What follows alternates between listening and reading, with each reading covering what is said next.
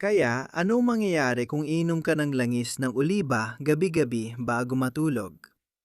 Naisip mo na ba kung ang sinaunang gawing ito ay maaring maging lihim na ritual sa kalusugan na matagal mo nang hinahanap? Maraming tao nang nakarinig na ang langis ng oliba ay mabuti para sa kalusugan, pero karamihan ay hindi alam kung ano ang maaring mangyari kapag ininom mo ito bago matulog. Sa mga susunod na minuto, ibabahagi ko ang ilang impormasyon na maaring magbago ng iyong gabi-gabing gawain. Manatili hanggang dulo dahil may ibabahagi akong nakakagulat na benepisyo na di pa alam ng karamihan. Bago magsimula, gusto ko lang linawin ang isang mahalagang bagay. Kapag pinag-uusapan ko ang tungkol sa langis ng oliba, partikular akong tumutukoy sa extra virgin na langis ng oliba na mataas ang kalidad, yung tunay. Sa kasamaang palad, marami langis ng oliba sa mga istante ng supermarket ay hindi talaga tunay. Sa loob ng maraming taon, gumamit ako ng akala ko ay langis ng oliba. Pero sa totoo lang, halo pala ito ng mas murang mga langis gaya ng soya o canola. Ang tunay na langis ng oliba ay may kakaibang lasa, medyo maanghang, parang damo, at nagbibigay ng bahagyang pakiramdam ng hapdi. na parte de trás da garganta. Ang iritasyon iyon ay sa totoo lang magandang senyales. Ibig sabihin nito ay may taglay na makapangyarihang mga compound ang langis na mabuti para sa kalusugan. Kaya, ano nga ba talagang nangyayari kapag isinama mo ang 2 kutsara ng extra virgin na langis ng oliba sa iyong gabi-gabing routine? Tuklasin natin ang mga kamanghamanghang epekto nito. Una, ang pag-inom ng langis ng oliba bago matulog ay maaring makatulong sa... Ang langis ng oliba ay may banayad na laxative na katangian.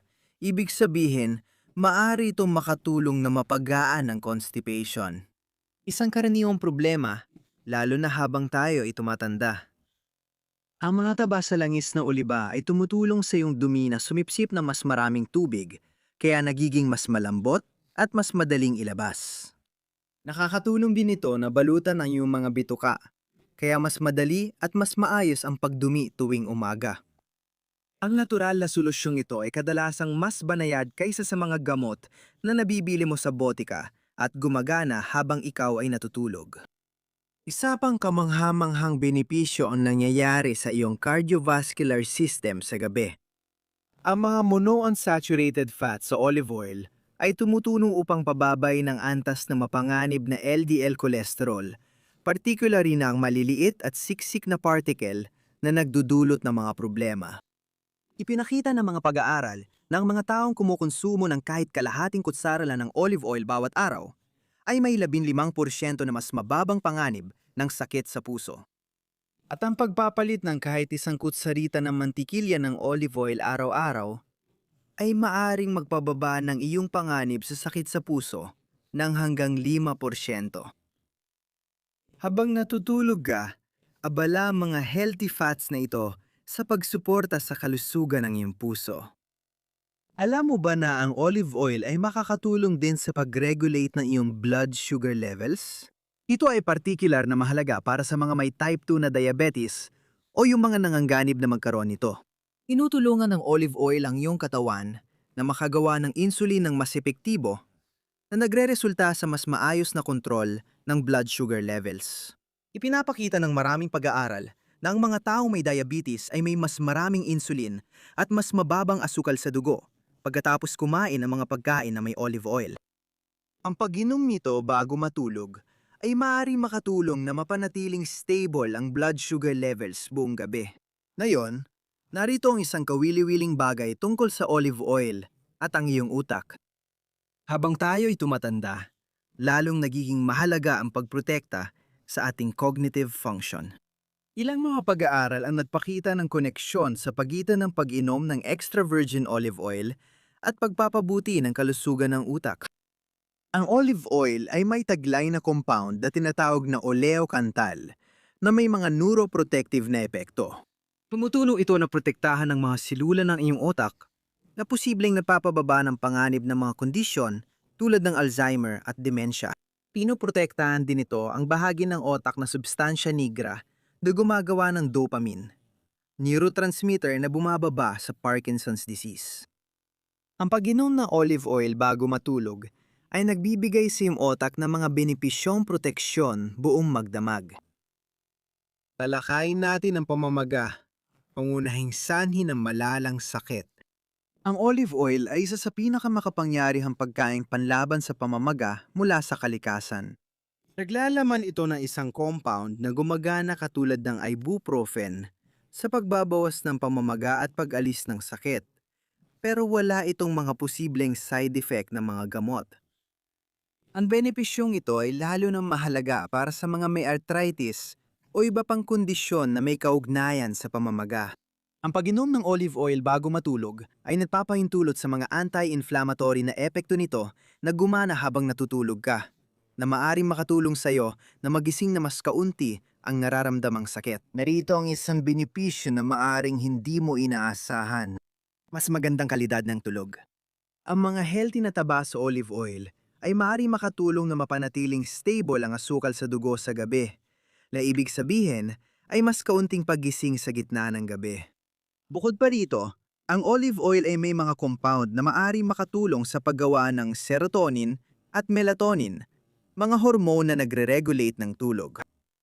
Maraming tao nagsasabi na mas mahimbing ang kanilang tulog kapag isinama nilang olive oil sa kanilang nightly routine. Maraming tao nagugulat kapag nalaman nila makakatulong din ang olive oil sa pagkontrol ng timbang. Oo, kahit na mataas ito sa calories, ipinapakita ng mga pag-aaral na ang mga taong regular na gumagamit ng olive oil ay may mas mababang antas ng obesity kumpara sa mga gumagamit ng ibang mantika. Isang pag-aaral sa Espanya ang sumubaybay sa mga kalahok sa loob ng 6 na taon at natuklasan na ang mga nagluluto gamit ang olive oil ay may mas mababang antas ng obesity. Ito ay dahil ang olive oil ay tumutulong magpababa ng lipotoxicity o ang dami ng mga selula ng taba sa iyong katawan na maaari magresulta sa mas kaunting taba sa paligid ng iyong mga organo. Narito ang benepisyo na karamihan sa mga tao ay hindi alam. Ang olive oil ay may malalakas na antimicrobial na katanggihan. Habang natutulog ka, ang mga polyphenol sa olive oil ay maaaring tumulong labanan ang mga mapaminsalang bakterya sa iyong katawan. Ang mga compound na ito ay partikular na epektibo laban sa ilang bakterya na naninirahan sa tiyan at maaring magdulot ng ulcer o kahit cancer. Kahit isang kutsara lang ng olive oil bawat araw ay maaring pumigil sa paglago ng mga mapaminsalang bakterya na ito o tuluyang alisin ang mga ito. Parang may natural at banayad kang antibiotic na gumagana sa iyong katawan habang natutulog ka sa gabi. Suliting banggitin ang mga benepisyo ng olive oil para sa balat. Bagamat gumagana ang paglalagay ng olive oil sa balat para sa ilang tao, mas epektibo at mas malamang na hindi magdulot ng iritasyon kung ito ay iniinom o kinakain. Ang olive oil ay mayaman sa vitamina E at iba pang mga antioxidant na sumusuporta sa kalusugan ng balat mula sa loob palabas. Maraming tao nakakaranas ng mas kaunting kulubot at mas hydrated na balat matapos uminom ng olive oil ng regular. Ang pag-inom bago matulog ay nagbibigay ng oras sa mga compound na ito, na gumana habang natutulog at nagpapagaling ang katawan. Sa usapin ng pag-aayos, ang olive oil ay puno ng mga antioxidant na lumalaban sa mga free radicals, yung mga mapaminsalang compound na maaari makasira ng cells at magdulot ng pagtanda at sakit. Natural na gumagawa ng free radicals ang katawan buong araw bilang bahagi ng metabolismo at naiipon ito sa gabi. Ang pag-inom ng olive oil na mayaman sa antioxidants bago matulog ay nagbibigay ng dagdag na lakas sa katawan mo para labanan ang mga free radicals habang natutulog ka. Ngayon, hayaan mo ipaliwanag ko na eksakto kung anong nasa olive oil na dahilan kung bakit ito napakabisa. Karamihan sa mga tao ay iniisip na ang mga benepisyo ay galing sa monounsaturated fats na bumubuo ng halos 80% ng olive oil. Bagamat talagang malusog ang mga taba na ito, hindi sila ang pangunahing pinagmumulan ng mga therapeutic na epekto ng olive oil. Ang mga mahiwagang sangkap ay sa katunayan mga compound mula sa halaman na tinatawag na polyphenols. Ang mga polyphenols na ito ay nililikan ng puno ng ulibo bilang isang mekanismo ng depensa at naipapasa nila ang kanilang mga protektibong katangian sa atin kapag kinukonsumo natin ang mga ito. Ang kamangha-mangha dito ay ang mga polyphenols na ito ay gawa mula sa isang grupo ng mga amino acid na dumadaan sa isang partikular na chemical na proseso na tinatawag na shikimate pathway. Hindi ginagamit ng ating katawan ang prosesong ito, pero ginagamit ito ng mga halaman at mikrobyo. Kaya mahalagang pumili ng organikong olive oil dahil ang mga pestisidyo tulad ng glyphosate ay maaring humarang sa prosesong ito na nagreresulta sa mas mababang polyphenol content sa mga hindi organikong ulibo. Ang prosesong ito ay kasali rin sa paggawa ng mga neurotransmitter tulad ng dopamine, serotonin at melatonin na maaring magpaliwanag kung bakit tila nakakatulong ang olive oil sa mood at pagtulog. Kapag umiinom ka ng olive oil bago matulog, sinusuportahan mo ang mga natural na prosesong ito habang nagpapahinga ka. Kaya, paano nga ba eksaktong dapat inumin ang olive oil bago matulog? May ilang kang pagpipilian. Pwede mo lang inumin ng diretsyo ang 2 kutsara nito, parang isang maliit na shot.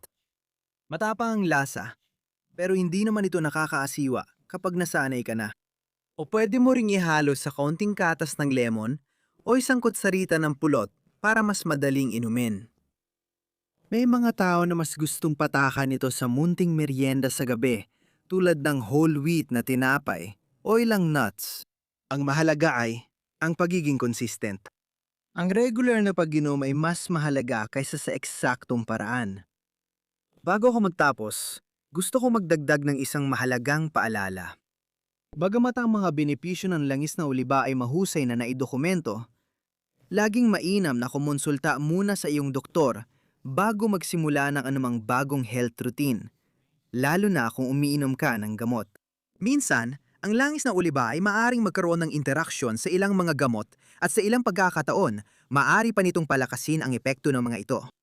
Halimbawa, kung umiinom ka ng gamot para sa alta presyon, ang epekto ng pagpapababa ng presyon ng langis ng uliba ay maaring mga hulugan na kailangan pang i-adjust ang iyong dosage. Sa konklusyon, ang pagdagdag ng 2 kutsara ng extra virgin na langis ng uliba sa iyong routine bago matulog. Maaring suportahan ito ang iyong kalusugan sa pagtunaw, kalusugan ng puso, paggana ng utak, antas ng pamamaga, kalidad ng tulog, kontrol sa timbang, immune system, kalusugan ng balat, at pangkalahatang pag-aayos ng mga selula. Isa itong simpleng dagdag na maaaring magdala ng malalalim na benepisyo. Kung nakita mong kapaki-pakinabang ang mga impormasyong ito, pakipindot ang like button at mag-subscribe sa aming channel.